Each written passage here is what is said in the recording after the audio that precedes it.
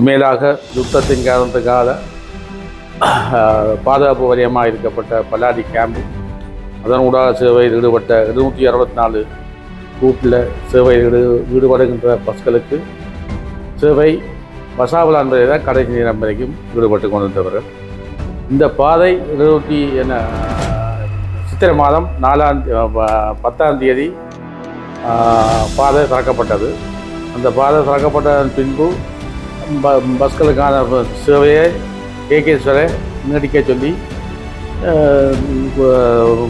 மக்கள கோரிக்கைக்கும் இராணுவ முகாம் நீக்க பாதையை கிளியர் என்ற வழியில் அங்கே நீக்க மாட்டத கோரிக்கையை உரிமையாளர் மத்தியில் ஒரு வேண்டுகோள் நமக்கு விடுக்கப்பட்ட போது நாங்கள் 769 சங்கம் மகிழ்ச்சி வர சேவையில் ஈடுபட்டு கொண்டிருக்கிற தன்மையால் இதை நாங்கள் அதிகார சேவை மூலமும் ஆளுநர் மூலமும் கதைத்து ஒரு தீர்க்கமான முடிவெடுப்போம் என்று சொல்லி இது விஷயமாக வடமாநிலத்தின் போக்குவரத்து அதிகார சேவை தலைவருக்கு இது சம்பந்தமாக கதைத்திருந்தோம். அவர் சொன்னால் ஆளுநரோட காட்சி முடிவு சொல்கிறாங்க. அப்போ ஆளுநர் சொன்னால் திடீரென்று அவங்கள ஒரு செய்ய வேண்டாம், ஒரு 10 நாள் பொறுப்பு கொண்டு என்ன 20ஆம் தேதி வரையும் பொறுக்க சொல்லி.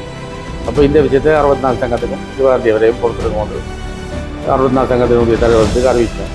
அப்போ அவர்களும் இதுக்கு நாங்கள் அதிகார சபை இந்த வேண்டுகோளுக்கு நாங்கள் சேவையில் ஈடுபடாமல் புனைய மாதிரி வசாவலான்னு சேவையில் இருந்தார்கள்.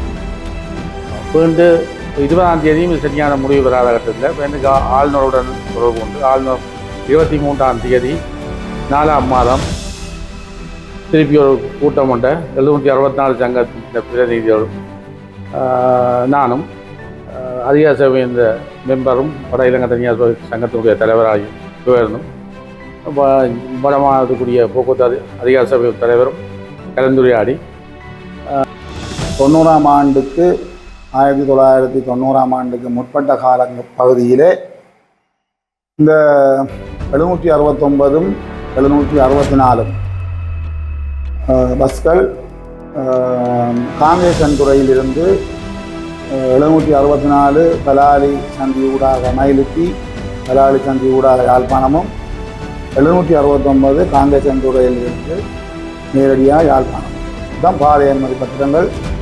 பாதை அனுமதி பத்திரங்கள் வழங்கப்பட முன்னரே அதுதான் சேவையாக தான் ரூட். ஏற்கனவே அந்த காலத்திலே பிஆர் பொம்மை கண்ட ஒரு பொம்மை வழங்கப்பட்டிருந்தது. அப்போ அந்த நேரங்களிலே ஓடப்பட்ட பஸ்களின் சேவைகள் ரூட் வந்து காங்கேசன்துறை யாழ்ப்பாணம், காங்கேசன்துறை 764 மயிலுத்தி ஊடாக பலாலி சந்தி ஊடாக யாழ்ப்பாணம். அப்போ அதுக்கு பிற்பாடு இந்த யுத்தம் ஏற்பட்டு 90 கால பாதையிலே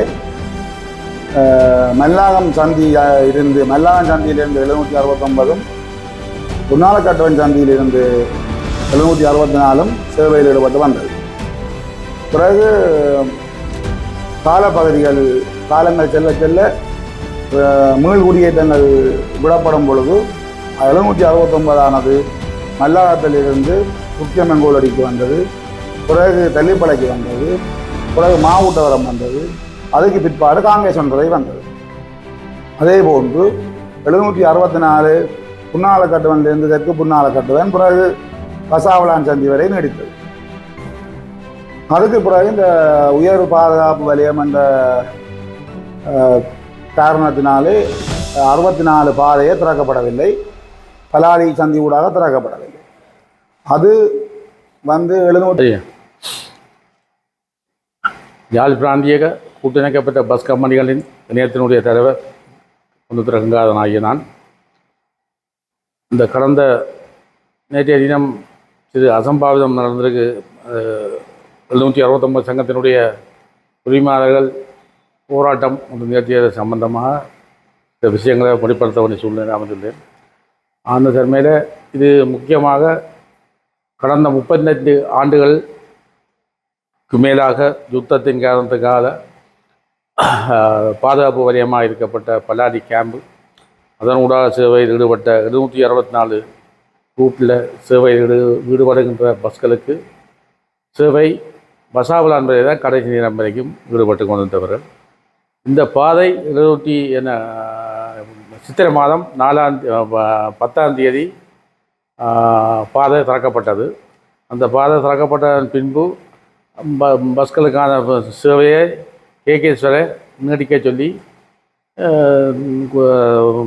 மக்கள் இந்த கோரிக்கைக்கும் இராணுவ முகாம் பாதையை கிளியர் என்ற வரையில் அங்கே நீடிக்கமாட்டத கோரிக்கையை உரிமையாளர் மத்தியில் ஒரு வேண்டுகோள் நமக்கு விடுக்கப்பட்ட போது நாங்கள் 769 சங்கம் மயில் தீவிர சேவையில் ஈடுபட்டு கொண்டிருக்கிற தன்மையால் இதை நாங்கள் அதிகார சபை மூலமும் ஆளுநர் மூலமும் கதைத்து ஒரு தீர்க்கமான முடிவெடுப்போம் என்று சொல்லி இது விஷயமாக வடமாநிலத்தின் போக்குவரத்து அதிகார சபை தலைவருக்கு இது சம்பந்தமாக கதைத்திருந்தோம். அவர் சொன்னார் ஆளுநரோட காட்சி முடிவு சொல்கிறாங்க. அப்போ ஆளுநர் சொன்னார் திடீரென்று அவங்கள ஒரு செய்ய வேண்டாம், ஒரு 10 நாள் பொறுப்பு கொண்டு என்ன 20ஆம் தேதி வரையும் பொறுக்க சொன்னேன்.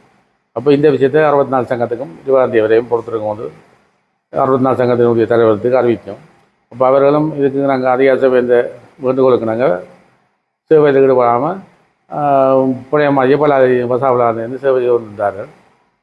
அப்போண்டு 20ஆம் தேதியும் சரியான முடிவு பெறாத கட்டத்தில் இப்போ எனக்கு ஆளுநருடன் தொடர்பு கொண்டு ஆளுநர் 23ஆம் தேதி 4ஆம் மாதம் திருப்பி ஒரு கூட்டம் உண்ட 764 சங்க பிரதிநிதிகளும் நானும் அதிகார சபை இந்த மெம்பரும் வட இலங்கை தனியார் சங்கத்தினுடைய தலைவராகி சுவேர்ந்தும் வடமாநிலத்துக்குரிய போக்குவரத்து அதிகார சபை தலைவரும் கலந்துரையாடி இது ஏற்கனவே இருந்த பாதை அந்த வகையில் 64 சங்கத்தை நீடிக்க வேண்டிய தேவை இருக்கிறதால 69 சங்கத்துக்கு இதை தெரியப்படுத்தி 1ஆம் தேதியிலேருந்து சேவை ஆரம்பிக்க சொல்லி பணித்திருந்தது. நாங்கள் அந்த வகையில் அந்த பணிப்பு அந்த போமென்று சொல்லி வெளியில் வந்துட்டோம். அந்த வகையில் பேருந்து 69 சங்கம் இது சம்பந்தமாக ஒரு அப்பீல் லெட்டர் ஒன்றை ஆளுநருக்கு அனுப்பப்பட்ட போது ஆளுநர் திரும்பி 30ஆம் தேதி 4ஆம் மாதம் மீண்டும் அதிகார ஆளுநர் அலுவலகத்தில் 764ம் 769ம்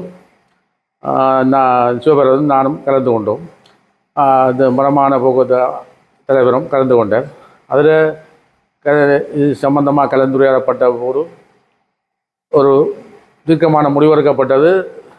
64 உரிய பாதையை விடத்தான் வேணும் என்ற தீர்மான பாதை, அது எந்த ரூட்டுக்குரிய பாதை அந்த ரூட்டுக்குரிய பாதையை விட வேணும் என்ற ஒரு கோரிக்கை இது கோரிக்கை அமைவாக ஆளுநரால் தெரிவிக்கப்பட்டது.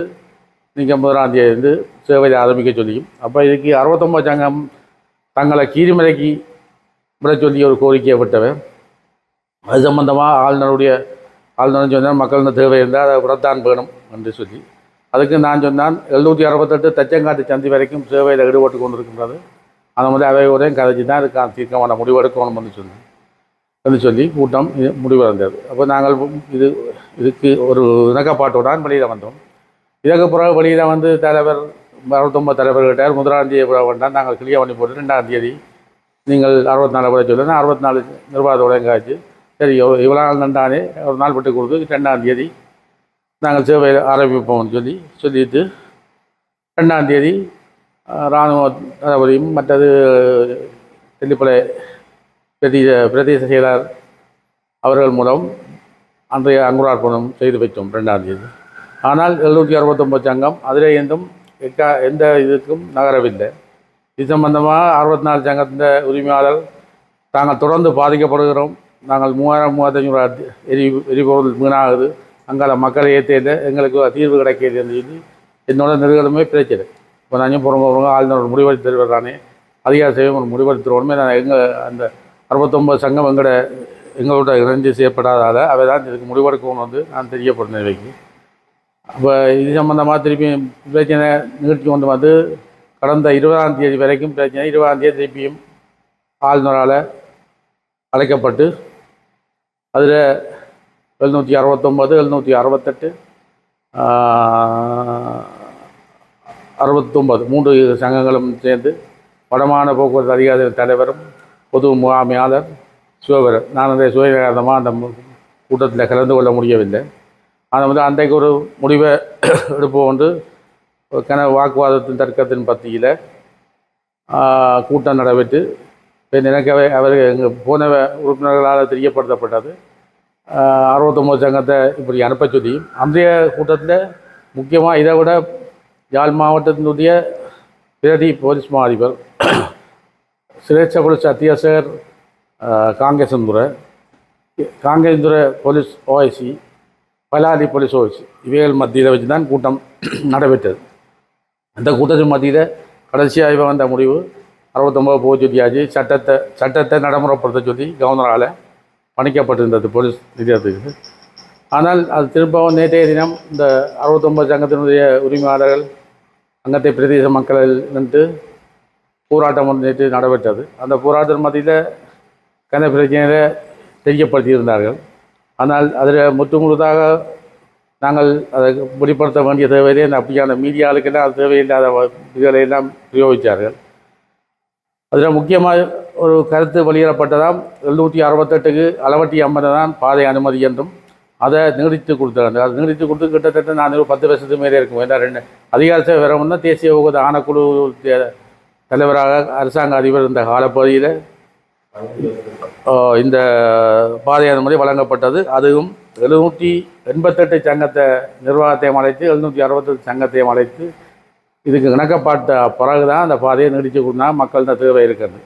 இதால் 2 சங்கங்கள் ஒத்து வந்த கிரிவரைக்கு போகிற பாதையில் ஈடுபடுற சங்கங்கள் அழைத்து 2 சங்கங்களையும் அழைத்து தான் இந்த பாதை அரசாங்க அதிபருக்கு நாங்கள் இது இணக்கப்பாட்டோட 2 சங்கங்கள் இணக்கப்பாடுன்னு சொல்லி இறக்கி அனுப்பித்தால் பாதை நீட்டப்பட்டது. இது பாதை நீட்டப்பட்டதுக்கு நோக்கம் இருந்தால் அந்த மக்களும் கருவமான குலங்கடி ஜனங்கள் போக வேண்டிய முக்கிய தேவை இருந்தது கிரிமலைக்கு. இல்லாட்டி கிரிமலை ஜனம் அந்த ரூட்டில் உள்ளார்கள் இன்னொரு ரூட்டில் போய் தான் கிரிமலையை போகணும். அப்போ அது ஏற்கனவே அளவட்டி 50 ஓடிக்கொண்டு ஆனால் அளவட்டி 50 ஓடைக்கு இலங்கை போக்குவரத்து சேவை கிரிமலையை தான் சேவையில் ஈடுபட்டது. ஆனால் நாங்கள் இது 15 வருடத்துக்கு இந்த பாதை அனுமதியை நாங்கள் 2 சங்கங்களின் அனுமதியோடு நாங்கள் இந்த பாதையை நிறுத்தியிருந்தோம். இதை விட்டு நாங்கள் எக்காரணம் கொண்டும் தனிப்பட்ட ரீதியாகவோ ஒரு சந்தர்ப்பத்தில் மற்றவைக்கு பாதகமான முறையிலேயோ இந்த பாதை அனுமதிகள் நாங்கள் வழங்கப்படவில்லை. எந்த தெரிவித்துக் கொள்ள வேண்டிய சூழ்நிலை இருக்கின்றேன். இன்னொரு விஷயம் சொல்லுவோம், நான் இன்றைக்கு இந்த 25 ஆண்டுகள் இந்த இணையத்தில் இருக்கிறதுக்குரிய முக்கியமான சங்கம் 769 சங்கம் தான். 769 சங்கத்திலேருந்து தான் நான் இணைய தலைவராக 2000 ஆண்டு பதவியேற்றேன். அந்த வகையில் நான் ஒரு சங்கத்துக்கு பாதகமோ இன்னொரு சங்கத்துக்கு பாதகமாக இருக்கேன்.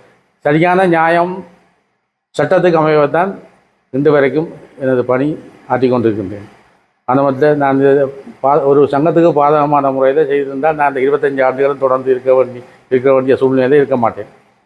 அந்த வகையில் மற்றது நான் இப்போ சொல்ல வேண்டியது 30ஆம் தேதி நடந்த கூட்டம் சம்பந்தமாக நான் போகாத மத்தியில் எங்களுடைய வட இலங்கை தனியார் பஸ் சங்கத்தினுடைய தலைவர் சிவபரன் அவர் வடமான போக்குவரத்து அதிகார சபையினுடைய போர்ட் மெம்பர் என்ற வகையிலும் அவர் அன்று நடந்த நிலைமையை அவர் தெரிவித்து கொள்வார் கற்றுக்கொள்வார். கோரிக்கை பஸ் எடுத்து கொண்டு போய் நிலையத்தை விட்டு போய் அங்கால தடுத்தினது ஆக்களை ஏற்றுறாங்க. இது சம்பந்தமாக எங்களுக்கு ஏற்கனவே நான் என்ற அனுபவ ரீதியாக நீண்ட காலம் இந்த பிரச்சனை இருக்குது. அது சம்பந்தமாக நாங்கள் சில ரூட்டுகளுக்கு இடையில் டேங்கி போட்டிருக்கோம். இப்போ மானிப்பாய் ரோட்டம் அந்த ஓடுற கேரள சேவைக்கு ஆனக்கூட சந்தி ஒரு டேங்கிப்பர், சண்டிப்பர் தொட்டில் சந்தி ஒரு டேங்கிப்பர், சீரணி சந்தி ஒரு டேங்கிப்பர். அந்த 13 நிமிஷத்தில் ஆனக்கூட சந்தியை கழியணும் மட்டும் அங்காலையும் 15 நிமிஷத்தில் அங்காலே கழியணும் தான் தீர்மானம் போட்டு 1 நிமிடத்துக்கு 20 நிமிஷம் அந்த பணம் வர விட்டு கொண்டிருக்கோம். அதே மாதிரி பலாரி இந்த 750 அச்சுவேலி 51க்கும் இதே மாதிரி நடைமுறை செய்து வந்திருக்கின்றோம். இதை விட நாங்கள் இன்னும் டைமை குறைச்சால் பாதையில் ஆக்சிடென்ட் சூழ்நிலை ஏற்படும் பண்ணால் இப்போ நாங்கள் குறைஞ்ச அளவு டைமை கொடுத்தா ஓடலாம். இல்லாட்டி நாளைக்கு ஒரு ஆக்சிடென்ட் பண்ணால் பிறகு பஸ்காரருடைய கருத்தாக சொல்லுவாங்க, சங்கங்கள் குறுகிய நேரத்தை தந்தாலும் நாங்கள் ஓடி அதிகப்பட்ட கருத்தை சொல்லணும். ஆனால் நீங்கள் சொல்கிற விஷயம் உண்மையில் நடக்குது தான். எடுத்துக்கொண்டே அங்கே வச்சு ஓட்டி கொண்டா நிற்கணும். மற்ற விஷயம் நீங்கள் சொல்கிறது மக்களோட கலைக்கிற விஷயம் இதுவும் எங்களுக்கு இது முறைப்பாடு எங்களுக்கு கிடைக்கப்பட்டு பஸ் நம்பரும் சம்பந்தப்பட்ட பஸ் நம்பரையும் நேரத்தையும் அந்த ரூட்டுக்கு எந்த ரூட் அந்த எங்களுக்கு தெரியப்படுத்தினா அந்த சாரதியோ நடத்துவதற்கு எதிரான நடவடிக்கை நாங்கள் எங்களுடைய நிர்வாக ரீதியான பணி நிறுத்தத்தை மேற்கொள்வோம். 3வது நீங்கள் இப்போ சொல்லப்பட்ட விஷயம் 5 ரூபா கொடுக்கையிலேருந்து அந்த 5 ரூபா உங்களுக்கு நான் இதை சொல்ல வேணும் என்றால் நான் இப்போ இந்த 15 வருஷத்துக்கு முன்னே ஒரு சம்பவம் நடந்தது. ஒரு டீச்சர் ஒரு ஆள் 64 ரூட்டில் போய் ரூபா காசும் மிச்சம் கொடுக்கையிலே வந்து அந்த அம்மா ஆட்டோ பிடிச்சி வந்து எங்கள்கிட்ட வந்தவன் இப்போ அந்த அம்மாவுக்குரிய பிரச்சனை தீர்த்து நாங்கள் சொன்னால் மேலதியாக ஆட்டோ காயா கொடுக்கறதுல வேண்டாம் சொன்னால் அவர் சொன்ன கருத்து இருந்தால் நீங்கள் சரியாக செய்கிறீங்க பார்க்கத்தான் வந்தோம். ஆனால் ரூபா காசுக்காண்டி கூட நாங்கள் அந்த பிரச்சனையை தீர்த்து தான் பிரச்சினாங்க. ஆனால் எங்களுக்கு முறைப்பாடு கிடைக்கும் பட்சத்தில் அதுக்கான தண்டனையை வழங்கி அவர்களுக்கு பணி இடைநிறுத்தத்தை செய்து மக்களுக்கான போக்குவரத்து சீராக செய்வோம்ன்றதை உறுதியளிக்கும். எங்களுடைய கட்டுப்பாட்டில் ஒரு 17 சங்கம் இருக்குது. அந்த 17 சங்கத்தில் 769 சங்கம் எங்களோட இல்லை. இப்போ கடந்த 8-10 வருஷமாக தொடர்ந்தும் பாரதம் போதுமான அவர் எங்களோட இணைந்து செயற்படாத அந்த சங்கத்தை தவிர்த்து மற்ற சங்கங்கள் கூடுதலாக எங்களோட இருந்து செயற்படுத்திருக்கிறோம்ல. அதுவே சம்பந்தமான முறைப்பாடுகளை எங்களுக்கு கிடைக்கப்பட்டால் நாங்கள் அதுக்கான நடவடிக்கை எடுத்து கொடுப்போம். எடுத்துக்கொண்டு வாரம் நீங்கள் அப்படி மக்கள் உங்களோட நீங்கள் ரிப்போர்ட்டர் வந்தால் உங்கள்கிட்ட அதை கதைத்தால் இந்த யாழ் மாவட்ட சங்கத்துக்கு ஒரு கம்ப்ளைண்ட் கொடுக்க சொன்னால் அதுக்குரிய நடவடிக்கை செய்வோம். அதுக்கு முறையாகவே அத்துமுறை அப்படி சேர்த்து வந்தால் நாங்கள் அதிகார சபைக்கு அறிவித்து அதுக்கான நடவடிக்கையை தேவையில்லாமல் இந்த பாதை அனுமதியையும் கொஞ்சம் காலம் இடைநிறுத்துறதுக்குரிய நடவடிக்கையும் நாங்கள் செய்வோம் என்ற உறுதியளிக்கணும். இலங்கை தனியார் பஸ் சங்கத்தினுடைய உரிமையாளருடைய சங்கத்தின் தலைவர் மற்றும் வீதி பணிகள் போக்குவரத்து அதிகார சபையினுடைய உறுப்பினருமாகிய சிவபெரன் இன்றைய இந்த பிரஸ் மீட் ஏற்பாடு செய்யப்பட்டதற்கான காரணம் சில 769 உரிமையாளர் சங்கத்தினுடைய குற்றச்சாட்டு சிவபெரன் கங்காதரன் என்ற பெயர்களை பாவித்து சில குற்றச்சாட்டுகளை முன்வைத்திருந்தார்கள். அந்த குற்றச்சாட்டுகளுக்கு எந்த விதமான அர்த்தமில்லாத ஒரு குற்றச்சாட்டுகள். அதுக்கு நாங்கள் ஏற்றுக்கொள்ளப் போவதில்லை. அதுக்குரிய விளக்கங்கள் சொல்ல வேண்டிய தேவை எங்களுக்கு ஏற்பட்டதால் தான் இந்த கலந்துரையாடல் இன்றைக்கு இந்த ப்ரெஸ் மீட் இன்றைக்கு நாங்கள் ஏற்பாடு செய்திருந்தோம். இந்த வகையிலே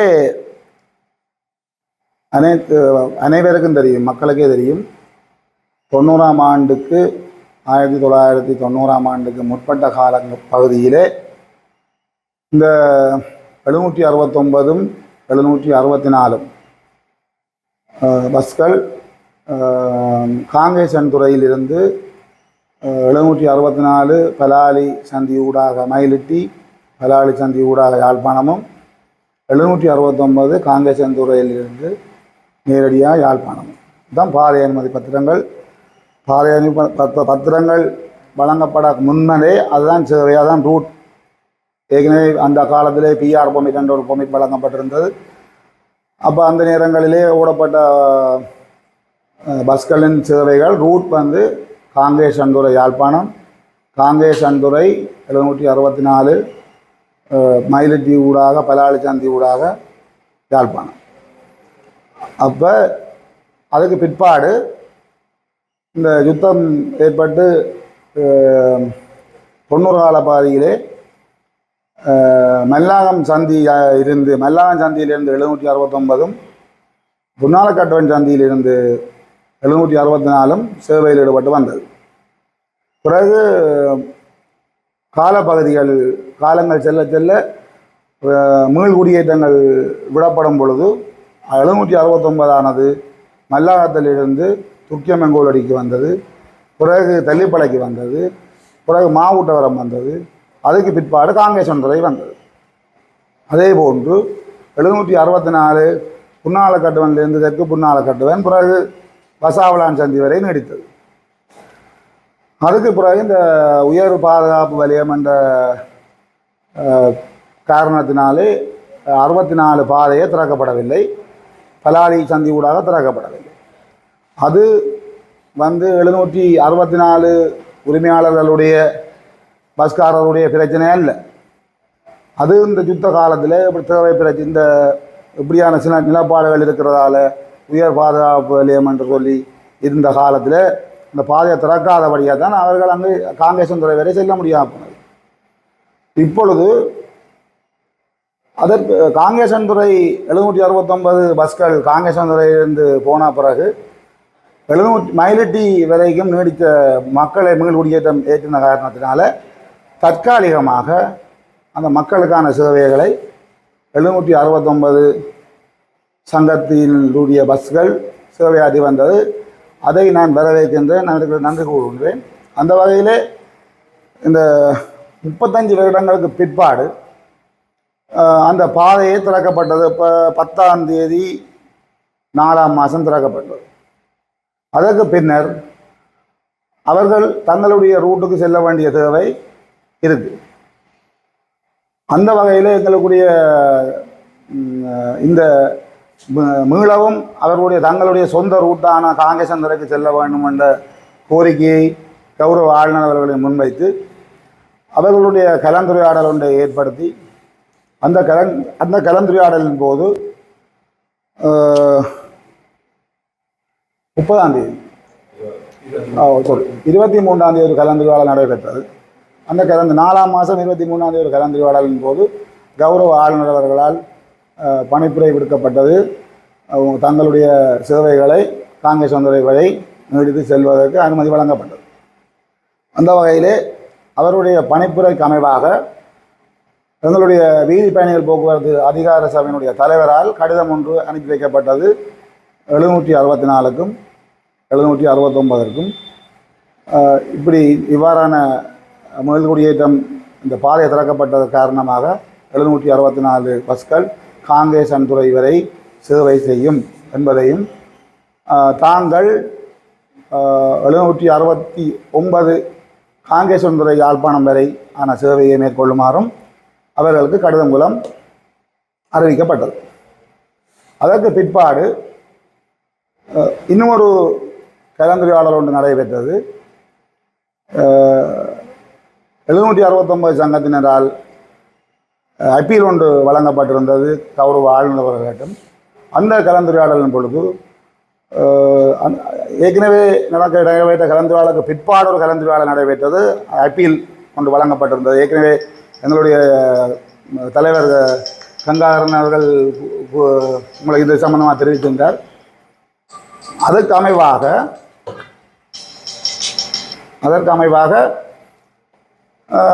ஒரு தீர்மானம் அங்கே எடுக்கப்பட்டது.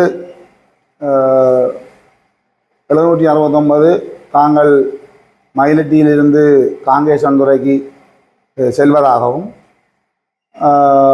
தங்களுக்கு கீரிமலைக்கான சேவையையும் எங்களுக்கு வழங்க வேண்டும் என்ற கோரிக்கையை ஒன்றை அங்கே முன்வைத்தார்கள். அந்த நேரத்தில் எங்களுடைய யாழ் மாவட்டத்தினுடைய தலைவர் தெரிவித்திருந்தார். இதில் 768 சங்கத்தினுடைய அவர்களை அழைத்து ஒரு கலந்துரையாடல் ஏற்படுத்தி தான் இதை அமல்படுத்த முடியும், இந்த சேவைகளை வழங்க முடியும் என்ற ஒரு இதையும் தெரிவித்திருந்தார். அப்படி இருந்தும் எங்களுடைய கௌரவ ஆளுநர் அவர்கள் கூறியிருந்தார், பொதுமக்களுக்கு தேவை இருந்தால் கண்டிப்பாக நாங்கள் அதை செய்யத்தான் வேண்டும், பொதுமக்களுக்கான தேவை எதுவோ அதை நாங்கள் கண்டிப்பாக செய்வோம் என்று கூறியிருந்தார். அப்போ அது உண்மையிலேயே பொதுமக்களுக்கு தேவை இருந்தால் வழங்க வேண்டும் என்ற ஒரு இதையும் வழங்கியிருந்தார். அப்போ அந்த தீர்மானங்களுக்கு அமைவாக 1ஆம் தேதி 5ஆம் மாதம் 1ஆம் தேதி 5ஆம் மாதம் 1ஆம் தேதியிலிருந்து 769 காங்கேசன்துறையிலிருந்தும் 764 காங்கேசன்துறையிலிருந்து பலாலி ஊடாக சேவையை மேற்கொள்ளுமாறு கூறியிருந்தார். அதற்காக 69 தலைவரால் ஒரு சின்ன ஒரு வேண்டுகோள் என்று தெரிவித்திருந்தார் என்றால் 2ஆம் தேதி நாங்கள் அந்த இடத்துக்கு செல்வதாகவும் அந்த ஏனெனில் திடீரென்று செல்லையில் அந்த அங்கே இருக்கிற இது கொஞ்சம் தளவாடங்களை ஏற்றி செல்ல வேண்டிய தேவை இருக்கிறதால 2ஆம் தேதியிலிருந்து சேவையாற்றணும் என்று தெரிவித்திருந்தார்.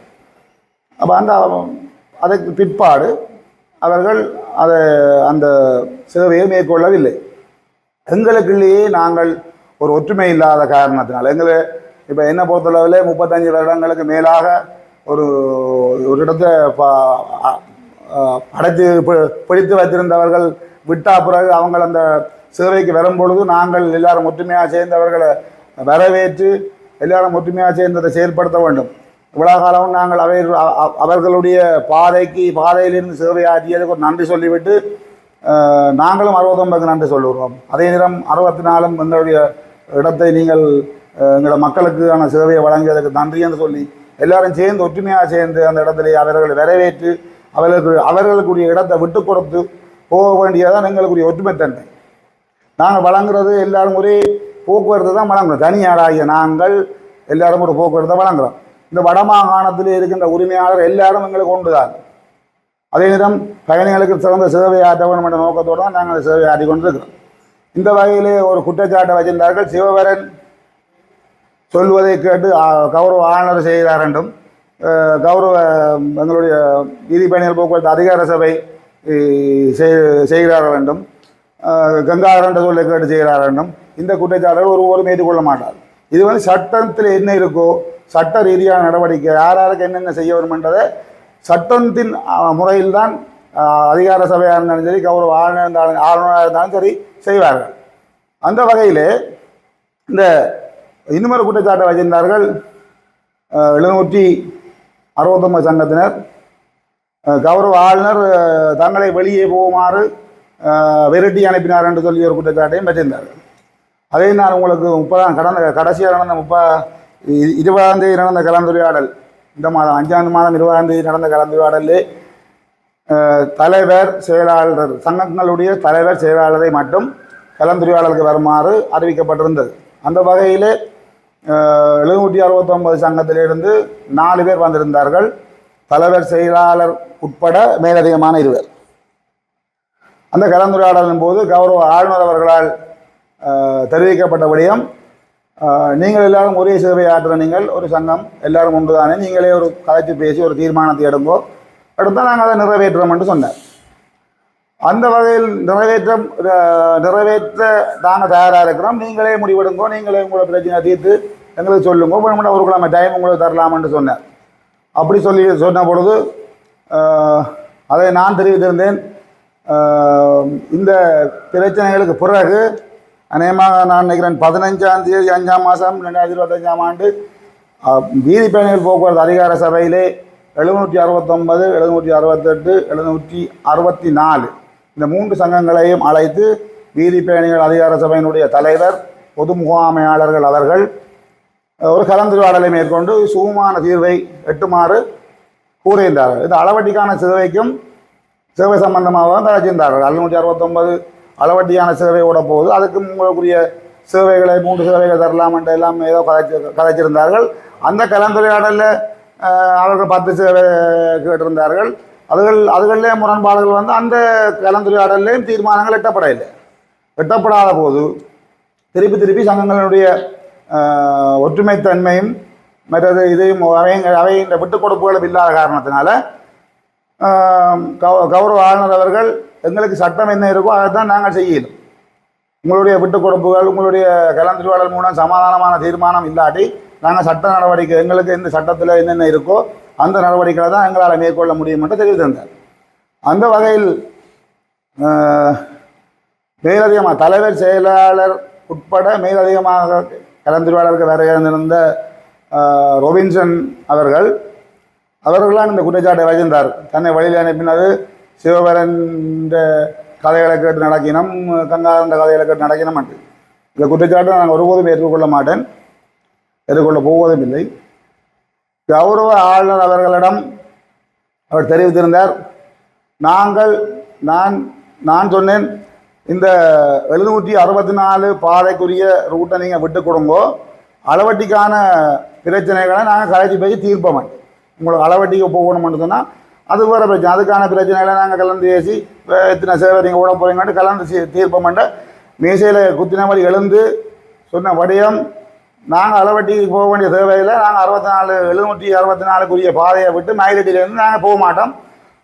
கௌரவ ஆளுநர் அவர்களுக்கு கூறிய விடயம் என்னென்றால், உங்களுக்கு சட்டத்தில் என்ன இருக்கோ அல்லது உங்களுக்கு சட்டத்தால் என்ன செய்ய முடியுமோ நீங்கள் செய்யுங்கோ, நாங்களும் செய்கிறோம், நாங்கள் இதுக்கு ஒத்து வர மாட்டோம், நாங்களும் செய்கிறோம், நீங்கள் செய்கிற முடியாது, நீங்கள் செய்ய முடிஞ்சால் செய்யுங்க.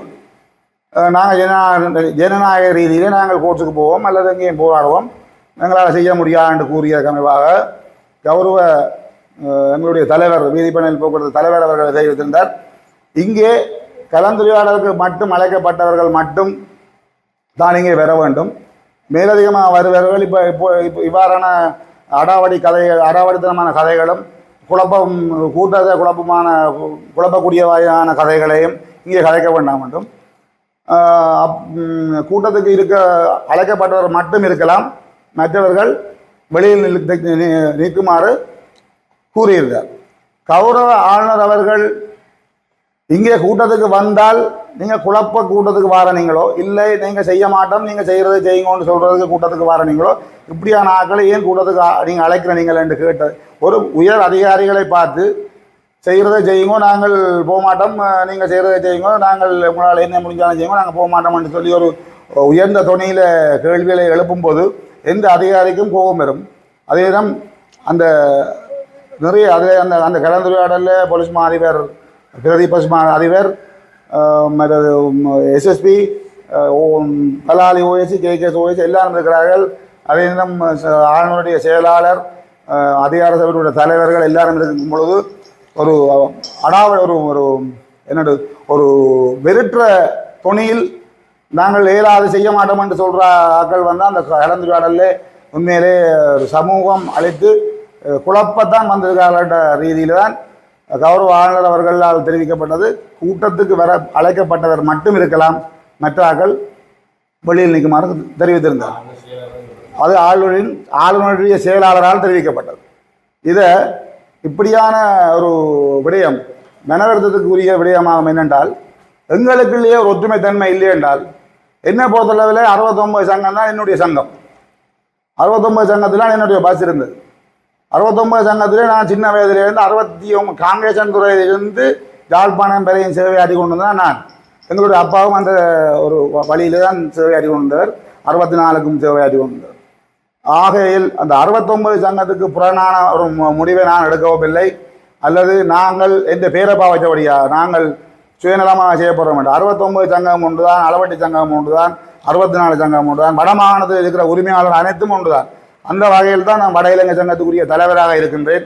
ஒரு நாளும் யாருக்கும் ஒரு அநியாயம் செய்கிற வகையில் நடக்கையில். இந்த 69 சங்கத்துக்கு நாளைக்கு ஒரு பிரச்சனை, ஒரு ஒரு பிழையான நடவடிக்கை யாராவது 69 சங்கத்துக்கு திணிப்பார்களாக இருந்தால், அல்ல 69 சங்கத்துக்கு எதிரான நடவடிக்கைகள் செய்வார்கள் இருந்தால் முதலாவது நிற்க போகிறது நான் அதான் இருப்பேன். நியாயமான கோரிக்கை கண்டிப்பாக அவர்களுடைய இடத்தை விட்டுக் கொடுக்க வேண்டும். 64க்குரிய இடம் காங்கேசன் துறை. நாங்கள் இப்போ அந்த இடத்தை பிடிச்சி வச்சுக்கொண்டு இப்போ பொதுவாக சொன்னால் எங்களுக்குள்ளே இந்த போக்குவரத்துக்குள்ளே எவ்வளோ பிரச்சனை இருக்குன்னா ஏன் போராடுறீங்கள்? மயிலட்டியில் சட்டவிரோதமாக விகாரம் அமைக்கப்பட்டிருக்கின்ற இன்னொரு இடத்த காணிக்க விகாரம் அமைத்தது பிள்ளைன்ட்டு போராடி கொண்டுக்கிறீங்க, அதை விட்டுட்டு போகணும். அதே மாதிரி தான் இப்போ நீங்கள் பார்த்தால் இப்போ அந்த இடத்த பிடிச்சி வச்சுக்கொண்டு நான் விட மாட்டோம், இவ்வளோ சேவையாற்றி கொண்டிருக்கிறோம்ன்றது பிள்ளையான விடயம், அதை ஏற்றுக்கொள்ள முடியாது. சட்டம் என்ன இருக்கோ, எந்த வகையில் எந்த இடத்துல வழித்தடம் இப்போ இருக்கோ அந்த இடத்துக்கு தான் அவர்கள் சேவையாற்ற முடியும். அந்த வகையில் 69 சங்கத்தினுடைய குற்றச்சாட்டை நான் முற்றுமுழுதாக மறக்கின்றேன். ஆனால் சட்டத்தின்படி பாதை அறிமுக பத்திரம் எங்கே வழங்கப்பட்டிருக்கோ அந்த இடத்துக்கு தான் செல்லலாம் என்றதை கூறி இன்றைய இந்த உரையை நான் முடித்துக் கொள்வேன். நான் 764 சங்க தலைவர் சரவணமுத்து. நாங்கள் 1980ஆம் ஆண்டு துவக்கம் காங்கேசன்துறையிலிருந்து தான் எங்கள் சேவையை யாழ்ப்பாணம் வரையில் நீடித்து சேவையாற்றி கொண்டிருந்தோம். இந்த யுத்த கால சூழல் பிரச்சனையால் இடம்பெயர்வுகளின் மத்தியில் நாங்கள் தெற்கு புன்னால கட்டுவானிலிருந்து சேவையாற்றி பேருந்து வடக்கு புன்னால கட்டுவானுக்கு சென்று பேருந்து வடக்கு புன்னால கட்டுவானிலிருந்து வசாவளம் பள்ளிக்கூடத்தடி சென்று பேருந்து வசாவளம் சந்தியிலிருந்து இப்போது உயர் பாதுகாப்பு வழிய பாதை திறக்கப்பட்டதின் அடிப்படையில் நாங்கள் மீண்டும் எமது பழைய இடத்துக்கு சென்றோம். ஆனால் எங்களது சகோதர சங்கமான 769 சங்கக்காரர் நாம் இந்த யுத்தத்தில் அங்கே செல்ல முடியாமல் இருந்த காலகட்டத்தில் அங்குள்ள மக்களுக்கு மயிலட்டி வரையில் சேவையாற்றினார்கள். நாங்கள் தற்போது அங்கே போனதும் அவர்கள் தாங்கள் அந்த மயிலட்டியில் சேவையாற்றின இடத்தை எமக்கு தாருங்கள், நீங்கள் இதிலிருந்து சேவையாற்றுங்கள் என்று ஒரு இதன்றார்கள். ஆனால் நாங்கள் எங்கள் சொந்த இடத்துக்கு தான் சென்னமே தவிர நாங்கள் அடுத்தவற்ற இதை நாங்கள் இதன்ற இல்லை. எங்களுக்கு எங்களோட இடத்தை தந்துவது நாங்கள் அவர்களுடன் ஒரு தாழ்மையாக கேட்டுக்கொள்கின்றோம். மற்றது அவர்களுக்கும் எமக்கும் எந்த ஒரு முரண்பாடும் கிடையாது. ஆனால் நாங்கள் எங்கள் இடத்துக்கு தான் சென்றோம். எங்களை வடமாகாண போக்குவரத்து அதிகார சபையினால் அங்கே செல்வதற்கு அனுமதி அளித்ததன் பிரகாரம் தான் நாங்கள் சென்றுள்ளோம். நாங்கள் சட்டத்துக்கு மாறாக எதையும் செய்யவில்லை. மற்றும்படி எங்களுடைய இடத்தை தாருங்கள் என்று தான் கேட்கிறோமே தவிர வேறு ஒன்றும் இல்லை வேண்டும் இதை கூறி இது சம்பந்தமான வேலை நீங்கள் உயர் அதிகாரிகள் சிந்தித்து எங்களுக்கு அதை ஆவணம் செய்யுமாறு தாழ்மையுடன் கேட்டுக்கொள்கிறோம்.